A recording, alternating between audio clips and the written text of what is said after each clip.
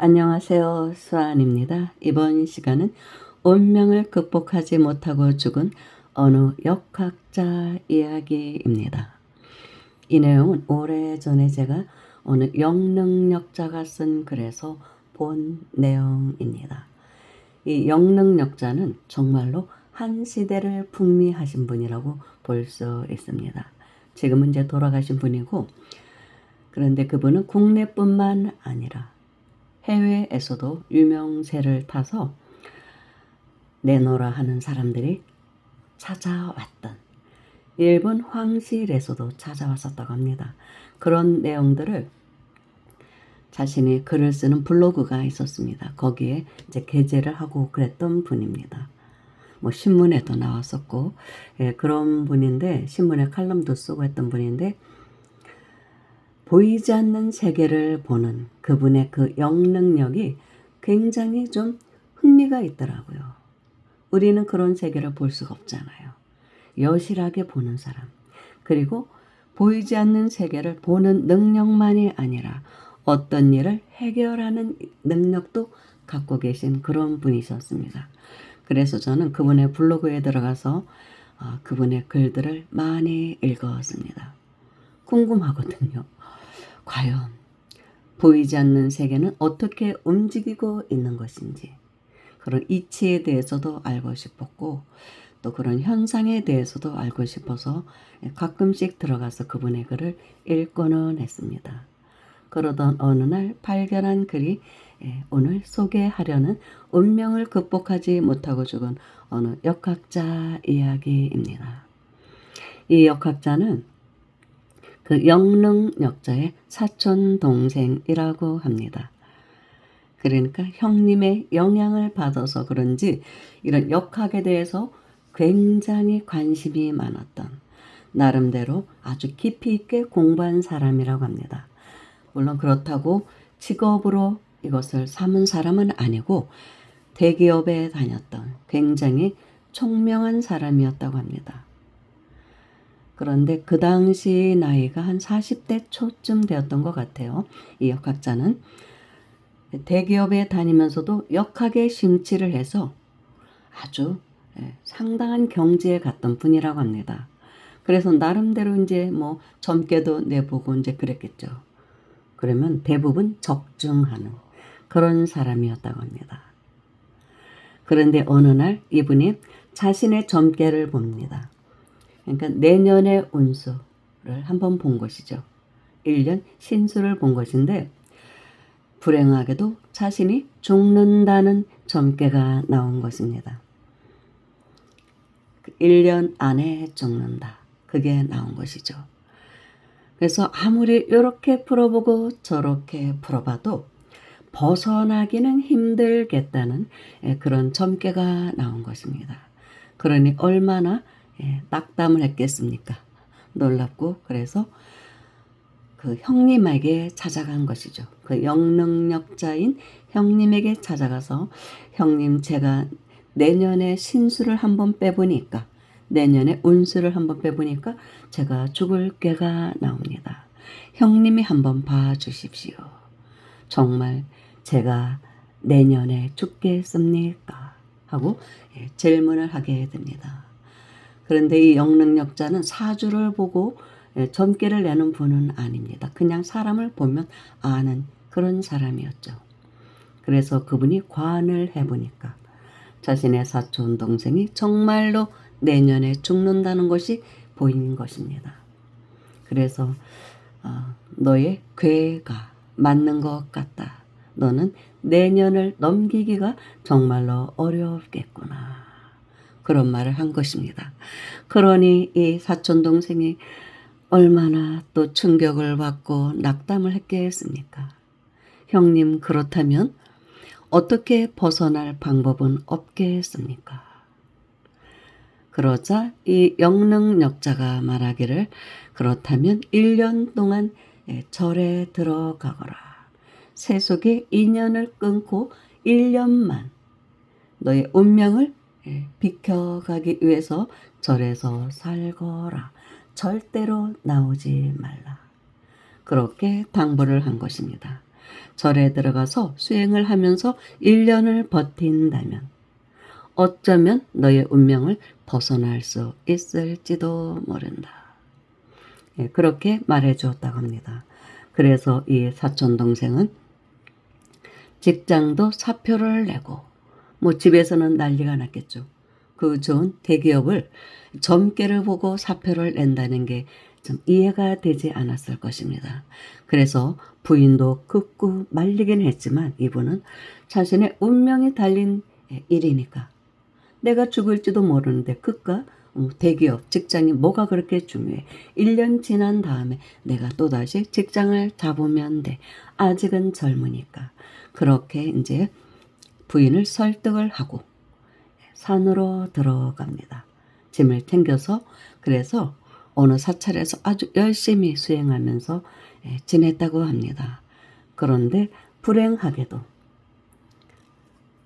그해 일이 벌어지고 맙니다. 1995년 6월 29일 삼풍백화점이 붕괴된 날입니다. 그 며칠 전에 이분의 어린 아들이 어린 아들에게서 전화가 온 것입니다. 아마 초등학생이었나 봐요, 아들이. 아빠 너무나 보고 싶으니까 한 번만 집에 왔다 가. 아주 사정을 한 거예요, 아들이. 그러니까 좀 자식에 대한 또 그 애착이 있기 때문에 마음이 약해지잖아요.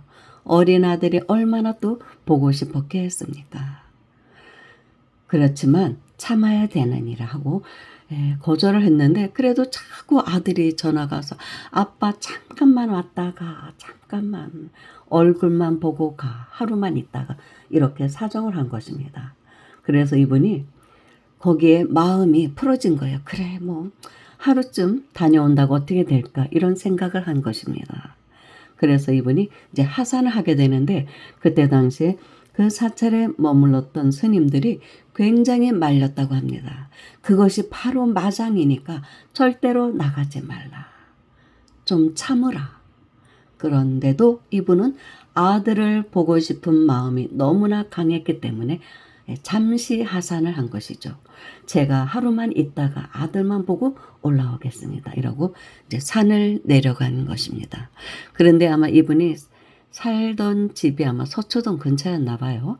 삼풍백화점에 간 것 보니까 불행하게도 그날 삼풍백화점이 무너지는 그날 제 아들과 삼풍백화점을 간 것입니다. 차를 끌고. 그러니까 아들이 이제 무언가 사달라고 했겠죠. 그래서 이제 올라가기 전에 아들을 데리고 삼풍백화점에 가서 아들에게 먼저 이것저것 사주고 싶었겠죠. 그래서 그분은 삼풍백화점을 갑니다.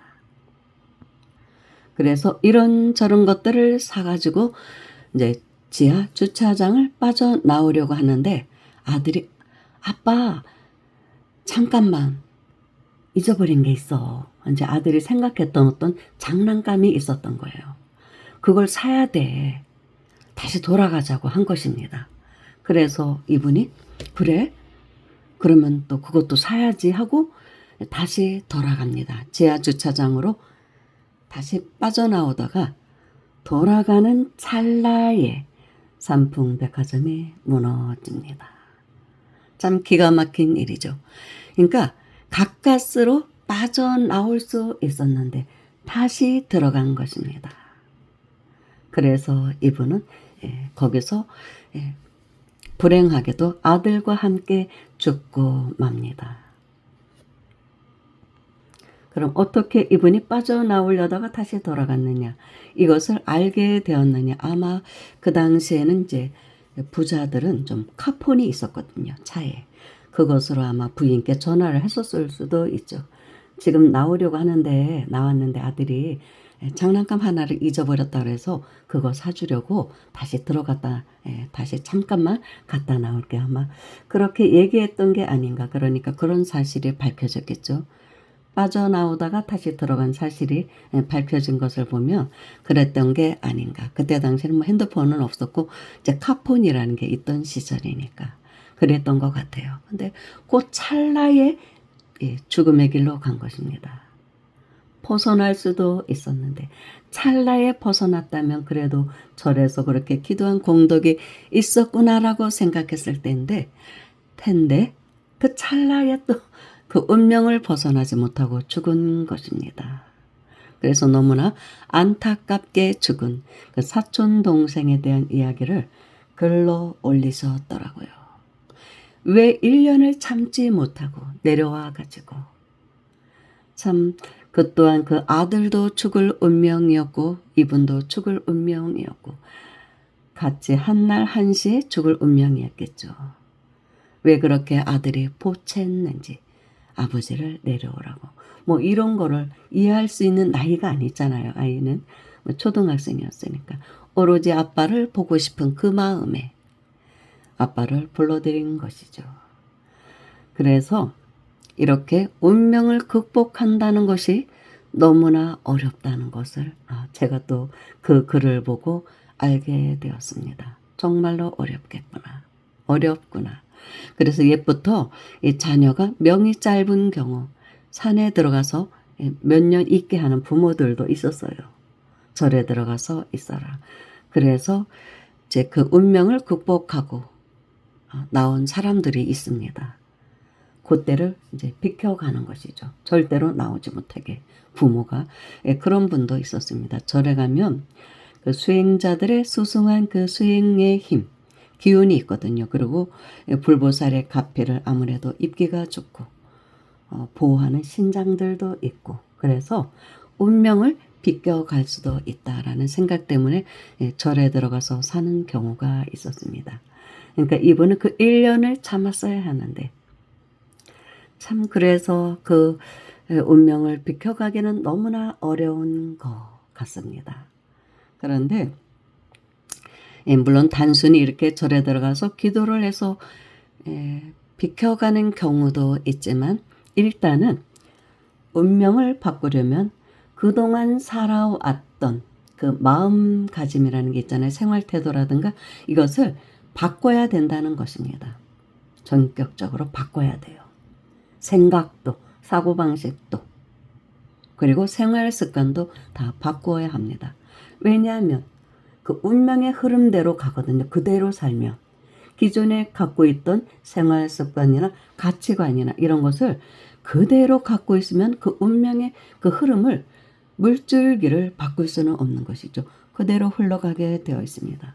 그걸 바꾸려면 자기 자신을 개조를 해야 돼요. 그렇지 않으면 바꾸기가 힘들다고 합니다. 그리고 큰 원을 세워야 합니다. 나는 이 생에는 여기까지 살다 가야 할 운명이지만 내가 큰 원을 세워서 뭐 출가를 하겠다든지 아니면 또 세상을 위해서 아주 큰 일을 하겠다. 좋은 일을 하겠다는 어떤 원을 세워야 돼요. 그래서 법계를 감동할 만한 그러니까 법계를 감동시킬 만한 그런 원을 세웠을 때 그 원이 진실했을 때 그때는 그대로 그 원이 법계에 전달이 되거든요. 그러면은 운명을 바꿀 수 있다고 합니다. 많은 사람을 살리는 그런 일을 하든지 그러면은 운명을 바꿀 수 있다고 합니다. 그렇지 않으면 전생에 갖고 온 프로그램대로 가게 되어 있다는 것이죠. 제가 생각할 때 이분은 차라리 수행자가 됐더라면 출가 수행자가 됐더라면 명을 이었을 수도 있겠구나 하는 생각이 듭니다. 그런 역학에 심취하기보다는 참 진리에 더 심취했더라면 진리의 가르침에 영원한 생명을 알고 그럼 법에 대한 가르침을 공부했더라면 좋았을 것을 하는 생각이 듭니다. 역학에 심취해서 어떤 점괘를 보는 것에 빠지지 말고 참 진리에 빠졌더라면 운명의 어떤 그런 흐름, 기운을 좀 바꿀 수 있을 수도 있다. 그런 생각이 들어요. 그러니까 산에 들어가서 뭐 한 1년 동안이라도 뭐 산에 살다 보면 기도도 했겠죠. 당연히. 또 이제 불교의 진리에 대한 공부도 했을 것입니다. 그렇지만 그 기간이 너무나 짧아서 자신의 운명의 흐름을 바꾸기는 어려웠지 않나. 기도만으로 또 바꾸는 경우도 있거든요. 그리고 경전을 독송한다든지 진심으로 그 경전을 독송했을 때 그런 어떤 위력을 입을 수가 있거든요. 그런 분들이 많거든요. 근데 그렇지는 못했던 것 같습니다. 그래서 참 안타깝다라는 생각을 했던 내용입니다. 여기서 마치겠습니다. 감사합니다.